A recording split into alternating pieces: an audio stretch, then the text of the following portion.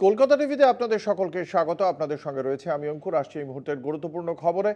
এই মুহূর্তের খবরে জানতে পারা যাচ্ছে, রচনা বন্দ্যোপাধ্যায় সদ্যই ব্রিগেড মঞ্চ থেকে যার নাম তৃণমূল কংগ্রেসের প্রার্থী হিসেবে ঘোষণা করা হয়েছে দলের পক্ষ থেকে, এবং হুগলি আসনে রচনা বন্দ্যোপাধ্যায়কে প্রতিদ্বন্দ্বিতার জন্য টিকিট দেওয়া হয়েছে তৃণমূল কংগ্রেসের পক্ষ থেকে। সেই রচনা বন্দ্যোপাধ্যায় বিধানসভায় গিয়েছেন বলেই খবর। বিধানসভায় গিয়েছেন তিনি।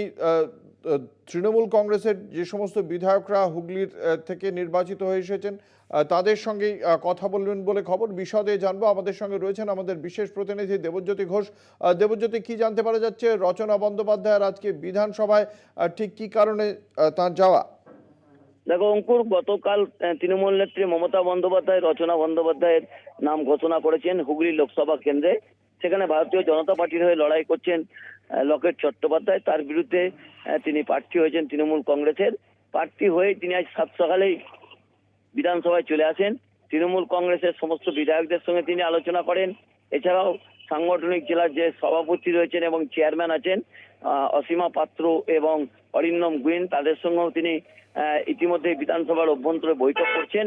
অর্থাৎ তিনি এই রাজনৈতিক লড়াইটাকে অত্যন্ত গুরুত্ব দিচ্ছেন এবং তিনি গতকালই বলেছেন, লকেটের সঙ্গে আমার ব্যক্তিগত কোনো শত্রুতা নেই।